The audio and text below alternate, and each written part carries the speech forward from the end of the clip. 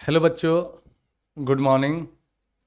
मैं हूं राजेंद्र कुमार और आप सबों का स्वागत है हमारे YouTube channel CWH online academy में।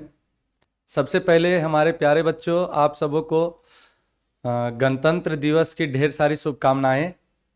ठीक है, गणतंत्र दिवस की ढेर सारी शुभकामनाएं आपको हमारे ओर से और हमारे चैनल CWH ऑनलाइन एकेडमी की ओर से। अब हम लोग आते हैं क्लास पे आते हैं। तो जैसा कि पिछले क्लास में हम लोगों ने सेमेस्टर 4 का इम्पोर्टेंट क्वेश्चन का बात किए थे, तो पहला क्लास हम लिए थे और आज हम लोग सेकेंड क्लास हम लोग लेने के लिए जा रहे हैं सेमेस्टर 4 का जो मेजर पेपर है। तो देखिए चैप्टर 2 जो है, इस चैप्टर 2 में क्या है कि इलेक्ट्रोमैग्नेटिक वेव प्रोपागेशन इन अनबाउंडेड मीडिया। इस चैप्टर में इंपॉर्टेंट क्वेश्चन हम लोग देख रहे हैं, लॉन्ग क्वेश्चन पे आ रहे हैं, है ना। तो क्या है, चैप्टर 2 का नाम है इलेक्ट्रोमैग्नेटिक वेव प्रोपागेशन इन अनबाउंडेड मीडिया, अनबाउंडेड मीडिया में। तो इसमें पहला जो लॉन्ग क्वेश्चन है वो है transverse nature in plane electromagnetic wave. पहले टॉपिक समझिए, पहला जो है वो क्या है, transverse nature in plane electromagnetic wave. इसको हमको दर्शाना है कि इलेक्ट्रोमैग्नेटिक वेव जो है वो ट्रांसवर्स इन नेचर होगा। अच्छा, ट्रांसवर्स इन नेचर होगा मतलब समझ रहे हो कि electromagnetic wave transverse in nature, इसका मतलब है कि electric field and magnetic field both are perpendicular to direction of propagation of wave. Electric field और मैग्नेटिक फील्ड ये दोनों जो है वो परपेंडिकुलर होना चाहिए। किसके परपेंडिकुलर होना चाहिए? Propagation of electromagnetic wave. तो परपेंडिकुलर हमको प्रूफ करना है। अच्छा, परपेंडिकुलर प्रूफ करना है, इसका मतलब ये हुआ कि हम लोग यदि ये दर्शा दें कि ये पैरेलल नहीं है, पैरेलल नहीं है कहने का मतलब है कि परपेंडिकुलर ही है कि नहीं। हम क्या बोल रहे हैं बच्चों, ध्यान से सुनिए। हम बोल रहे हैं कि हम लोग यदि ये दर्शा दें कि ये पैरेलल नहीं है, तो पैरेलल नहीं है इसके कहने का मतलब है कि ये क्या है, परपेंडिकुलर है।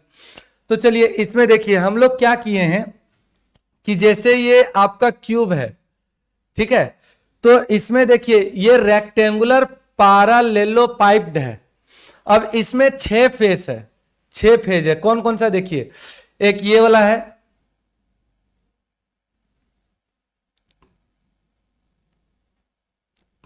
एक ये फेस है, एक ये फेस है। देखिएगा, गौर करके देखिएगा, 2 फेस हुआ। अब देखिए एक ऊपर में फेस है, 3 गो हो गया। एक नीचे फेस हुआ, ये भी हो गया एक फेस और 4। अब देखिए एक आगे जो है सो है और एक पीछे जो है सो है। 4 और 2 कितना हो गया, 6 फेस हुआ। तो अब देखिए इसमें क्या किए हैं कि सबसे पहले हम लोग माने हैं कि कंसीडर ए,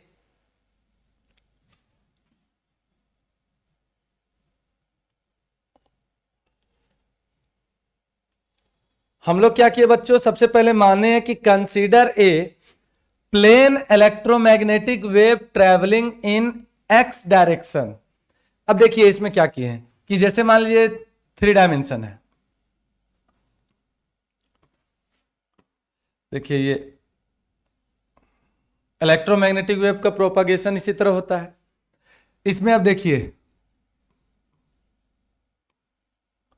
हम लोग सबसे पहले ये मान लिए कि एक्स डायरेक्शन में क्या कर रहा है, ट्रेवल कर रहा है। एक्स डायरेक्शन में वो क्या कर रहा है, इलेक्ट्रोमैग्नेटिक वेव चल रहा है, मूव कर रहा है। तो अब इसमें क्या किया है कि let the wave front of electromagnetic wave is in YZ plane.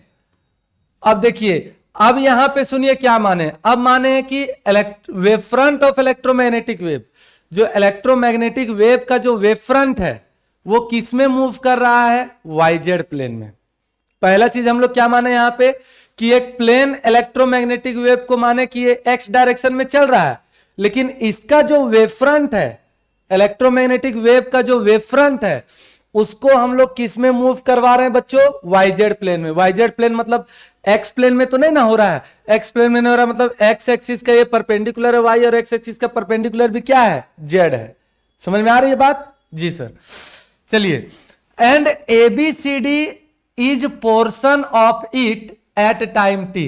तो देखिए हमको to prove that transverse nature of electromagnetic wave, it is to prove that E and B are perpendicular direction of propagation. मतलब हमको transverse nature हमको prove करना है। जब हमको ट्रांसवर्स नेचर बच्चों प्रूव करना है तो इसका मतलब क्या हुआ, ट्रांसवर्स नेचर तभी प्रूव कर सकते हैं जब इलेक्ट्रिक फील्ड और मैग्नेटिक फील्ड ये दोनों क्या हो जाए, परपेंडिकुलर हो जाए। ये दोनों क्या हो जाए बच्चों, परपेंडिकुलर हो जाए। बोलिए बात समझ में आ रहा है? यही चीज हम समझाएं कि ट्रांसवर्स नेचर हमको प्रूव करना है इलेक्ट्रोमैग्नेटिक वेव का। तो इसका मतलब क्या हुआ कि हमको इलेक्ट्रिक फील्ड और मैग्नेटिक फील्ड ये दोनों एक दूसरे के परपेंडिकुलर हमको दर्शाना पड़ेगा। यानी कि इलेक्ट्रिक फील्ड और magnetic field must have to perpendicular to the direction of propagation of wave.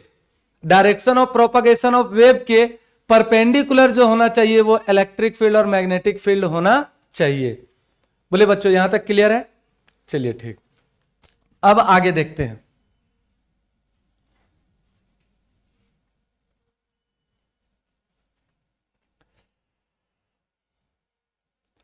अब देखिए, in figure a rectangular parallelepiped does not enclosed any charge, total electric flux across it must be zero.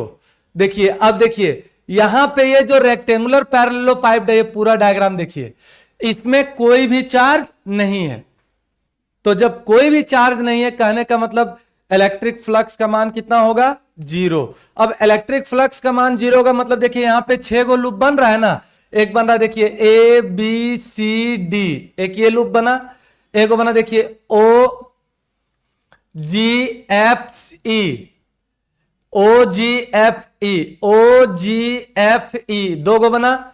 एगो देखिए जी F C B, तीन गो बना। एगो देखिए ओ E D ए, चार गो बना।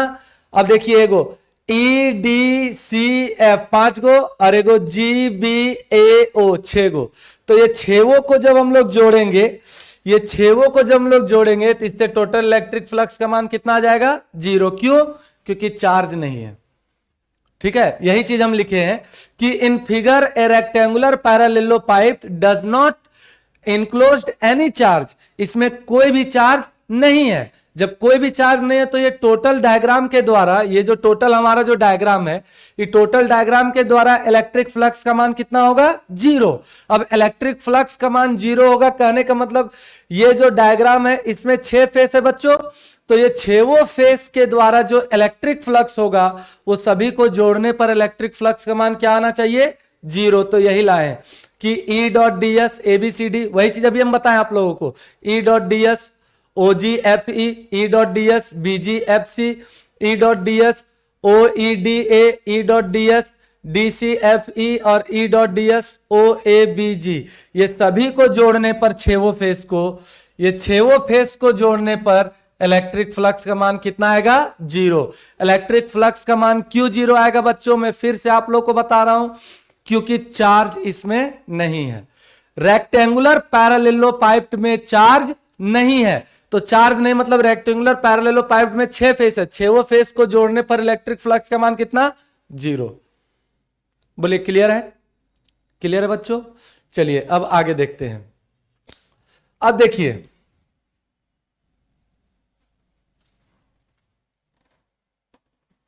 अब देखिए बच्चों, since E does not depend on y and z, E जो है वो वाई और जेड पे डिपेंड नहीं करेगा। ई मतलब इलेक्ट्रिक फील्ड, वाई और जेड पे, यहां पे देखिए ई जो है, ये ई जो है ये वाई और जेड पे डिपेंड नहीं करेगा।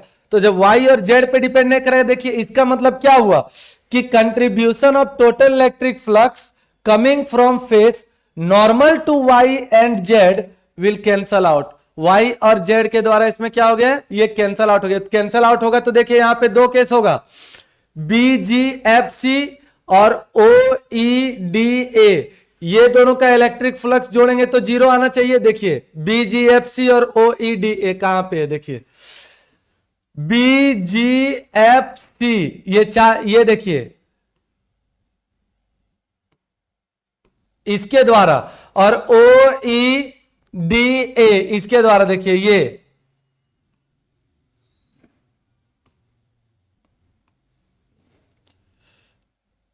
ये दोनों फेस के द्वारा इलेक्ट्रिक फ्लक्स का मान क्या आना चाहिए? 0। अब दूसरी बात, और एक चीज और दूसरी बात देखिए, और यहां पे और कुछ लिखे हुए हैं, O D C E F और ओ ए बी जी।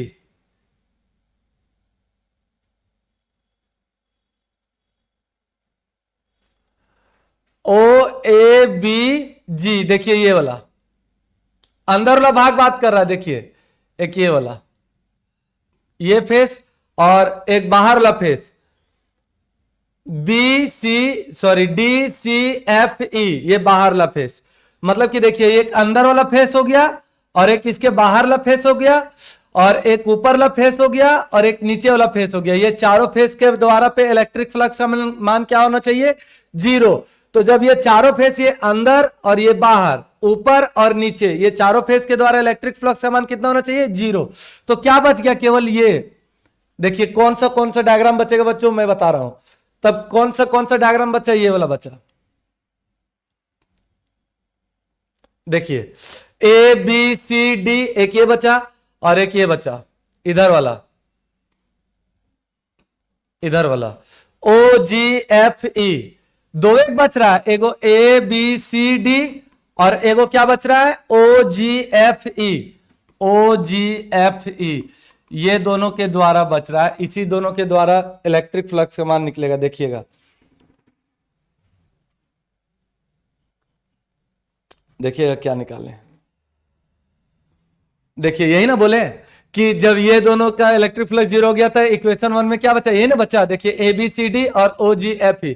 देखिए बच्चों, ए बी सी डी और ओ जी एफ ई, यही दोनों इलेक्ट्रिक फ्लक्स बचा। अब इसके द्वारा इलेक्ट्रिक फ्लक्स का मान 0 बनेगा। अब यहां पे देखिए ई एक्स और ई एक्स डैश, इसके द्वारा जो हम लोग मान लिए वो क्या मान लिया? ई एक्स हम लोग मान लिया, और इसके द्वारा माने वो क्या मान लेते हैं? ई एक्स डैश मान लेते हैं। तब देखिए क्या बनता है कि ई एक्स एस, इसके द्वारा ई एक्स मान लिया इलेक्ट्रिक फ्लक्स, इसके द्वारा ई एक्स डैश मान लिया, तो ये तो डिस्टेंस सरफेस एरिया है, तो इसका एस मान लो, इसका भी एस मान लो। तब देखिए अब इक्वेशन 2 में देखिए, इसको हम लोग मान लिए ई एक्स, तो ई एक्स इंटू एस, और इसको मान लिए ई एक्स डैश, तो ई एक्स डैश इंटू एस। ये क्या हो गया? 0। अब देखिए जब ये 0 हो गया, जब ये 0 हो गया तो इस तरह से होगा, ये दोनों में s कॉमन निकाल लेंगे, तो s का मान, s कॉमन निकलेगा तो यहां पे 0। अब चूंकि सरफेस एरिया तो 0 नहीं होगा, ये जो रेक्टेंगुलर पैरेललो पाइप है इसका सरफेस एरिया क्या 0 होगा? क्या नहीं, तो ये 0 नहीं हो सकता। तो कहने का मतलब यही फंक्शन 0 होगा बच्चों। तो जब ये फंक्शन 0 होगा तो e माइनस ई डैश बराबर 0, यानी कि ये बराबर 0 हो गया, मतलब कि ये दोनों का मान 0, या तो ये 0 या तो ये 0। तो परपेंडिकुलर तो शो हो गया, परपेंडिकुलर शो हुआ ना, परपेंडिकुलर शो हुआ। कैसे हुआ परपेंडिकुलर शो? देखिए E S cos theta equal to 0, तो यहाँ पे ये कॉस थीटा का मान निकालेंगे। अच्छा, कॉस थीटा बराबर 0 निकालेंगे, तो कॉस थीटा बराबर कॉस कितना का वैल्यू 0 होता है? 90 का वैल्यू 0 होता है। क्या 0 आया कि नहीं आया? आया। तो आया, तो वही चीज हम बोल रहे हैं कि इलेक्ट्रिक फील्ड कि यहां से मुझे पता चल रहा है, देखिए यहां से मुझे पता चल रहा है कि no component of electric field is parallel. Parallel यहां पे नहीं, 0 आ गया, मतलब ये पैरेलल नहीं है। तो जब पैरेलल नहीं है, it means electric field is perpendicular to direction of propagation of electromagnetic wave. यही हम क्वेश्चन के स्टार्टिंग में बताए थे कि देखिए हमको परपेंडिकुलर प्रूव करना है। इसका मतलब ये हुआ कि हमें ये बता देना है कि ये पैरेलल नहीं है। तो पैरेलल नहीं है कैसे पता चल रहा है? ये 0 हो रहा है, तो 0 हो रहा है, मतलब ये क्या है? पैरेलल नहीं है। तो जब ये पैरेलल नहीं है बच्चों, इसका मतलब हुआ कि ये क्या हो गया? परपेंडिकुलर हो गया। तो जब इलेक्ट्रिक फील्ड का ये हम लोग प्रूफ कर दिए, तो similar argument hold for magnetic field, same to same इसी प्रकार से जो है वो मैग्नेटिक फील्ड के लिए भी अप्लाई होता है। तो ये हमको यहाँ पे hence in propagation of electromagnetic wave, इसलिए यहाँ पे इलेक्ट्रोमैग्नेटिक वेव का प्रोपागेशन में इलेक्ट्रिक फील्ड और magnetic field are transverse in nature. इस प्रकार से प्रूफ हो जाता है कि इलेक्ट्रिक फील्ड और मैग्नेटिक फील्ड दोनों जो है वो ट्रांसवर्स इन नेचर होता है। इस तरह से हम लोगों का ये प्रूफ होता है ना।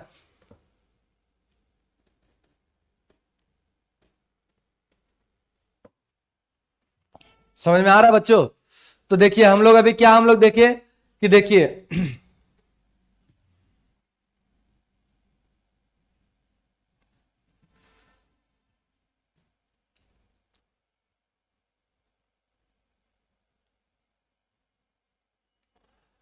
अभी पहला पॉइंट हमने पहला जो है वो पहला क्वेश्चन हमने क्या देखा, transverse nature in plane electromagnetic wave.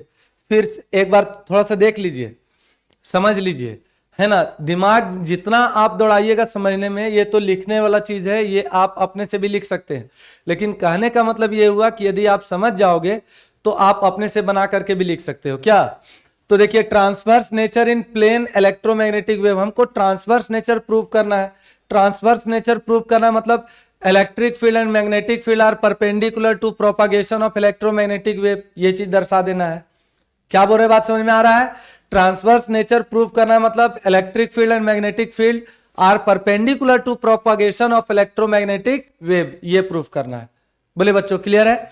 अब देखिए यहां पे परपेंडिकुलर प्रूव करना है, तो परपेंडिकुलर प्रूव करना है मतलब यही हम बोलना चाह रहे हैं कि यदि हम लोग ये दर्शा दें कि ये पैरेलल नहीं है, क्या दर्शा दे कि ये पैरेलल नहीं है, तो यदि हम लोग ये दर्शा दिए बच्चों कि ये पैरेलल नहीं है इलेक्ट्रिक फील्ड और मैग्नेटिक फील्ड, तो यदि पैरेलल नहीं दर्शा देंगे इसका मतलब क्या हो गया, परपेंडिकुलर हो गया। तो वही चीज यहां पे दिखाया है, पैरेललो सॉरी रेक्टेंगुलर पैरेललो पाइप हम लोग लिए हैं, तो ये ऊपर दोनों फेस और ये पीछे वाला और आगे वाला फेस, इससे इलेक्ट्रिक फ्लक्स का मान क्या हो गया, 0।